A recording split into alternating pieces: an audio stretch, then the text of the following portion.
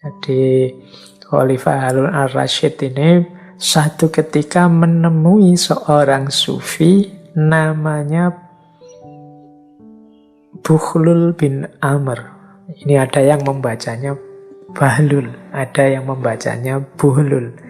Saya milih membaca Buhlul saja ya. Jadi beliau ini dikenal namanya Buhlul al-Majnun.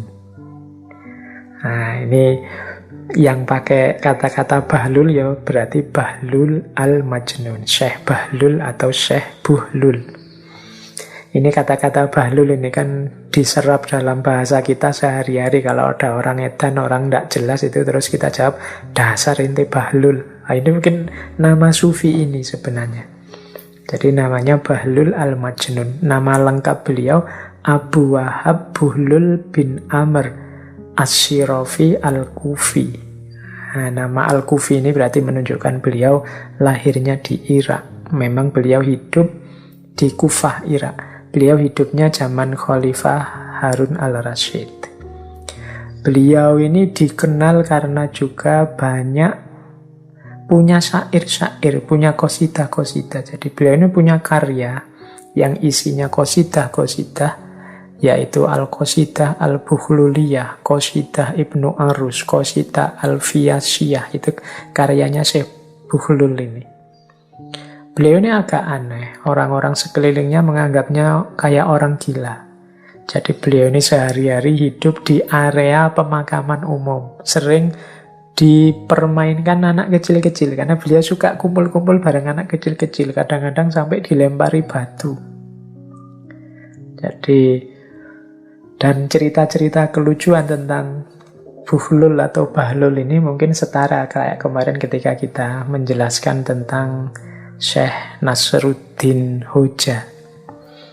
Nah, suatu ketika Khalifah Harun al-Rasyid ini menemui Syekh Bukhlul ini. Beliau melihat Syekh Bukhlul ini sedang duduk-duduk di kuburan, di pemakaman. Nah, sambil ngajak guyon, Khalifah Harun ini menyapa, "Wahai Bukhlul yang Majnun, wahai Buhlul al-Majnun, kapan sampean ini bisa sembuh?" Nah, Bukhlul terus jawab sapaannya Khalifah ini. Dibalas oleh Bukhlul, "Wahai Harun yang Majnun, sebenarnya aku apa kamu sih yang gila itu?" Nah, ini pancingannya Khalifah berhasil, ingin mengundang responnya Bukhlul. Terus Khalifah balik bertanya, "Lah kok kenapa aku juga kamu anggap gila?" kata Khalifah. Bukhlul terus jawab begini, "Wahai Khalifah, bukankah kita tahu bahwa istana dan kekuasaanmu itu akan musnah? Sementara tempat ini, kuburan ini, adalah tempat kita yang lebih abadi. Itulah mengapa aku bersiap-siap untuk tinggal di sini.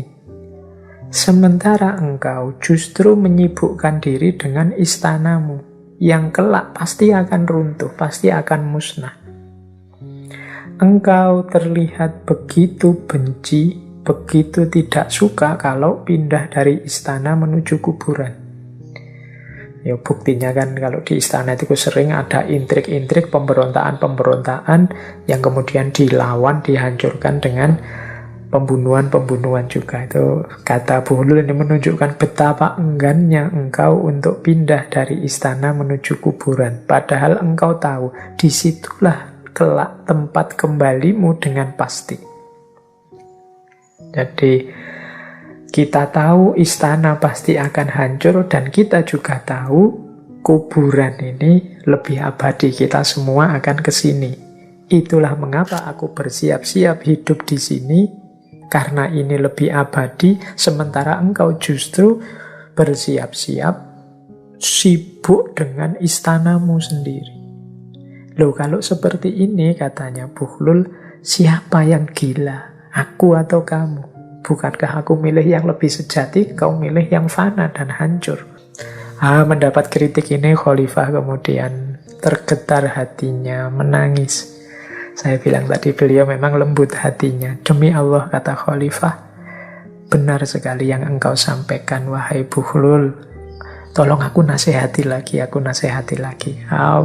Buhlul dipancing begitu sudah tidak mau lagi bicara. Dia terus bilang, nasihat apa lagi? Cukuplah untukmu kitabullah dan peliharalah. Jadi dia sudah tidak mau panjang lebar lagi, sudah. Ya sudah, kamu punya Al-Quran, ya sudah, itu dipedomani. Peliharalah isinya. Nah, Khalifah terus menjawab, ya sudah, saya terima saranmu. Sekarang kamu boleh minta apa saja dariku. Aku akan menyanggupinya. Nah, Buhlul kemudian berkata begini, baik, kalau kamu merasa sanggup menyanggupi permintaanku, aku ada 3 permintaan kepadamu. Kalau engkau bisa memenuhinya, aku akan terima kasih. Khalifah menjawab, oke, sebutkan. Buhlul terus jawab begini, pertama, bisakah engkau memperpanjang usiaku? Yang kedua, mampukah engkau menghindarkan aku dari malaikat maut? Yang ketiga, mampukah engkau memasukkan aku ke surga dan menjauhkan aku dari neraka? Wah, Khalifah baru sadar ini pertanyaan yang tidak bisa dijawab. Wah, mohon maaf sekali Buhlul, tak satu pun dari semua itu yang bisa aku lakukan. Oh, kalau begitu engkau memang hanya manusia biasa, bukan raja yang sejati. Kalau raja yang sejati ya pasti bisa. Maka aku tidak membutuhkan bantuanmu. Nah, ini sindiran dari Syekh Buhlul kepada Harun al-Rasyid. Ini mungkin ada beberapa pelajaran yang bisa kita ambil dari dialog yang luar biasa ini.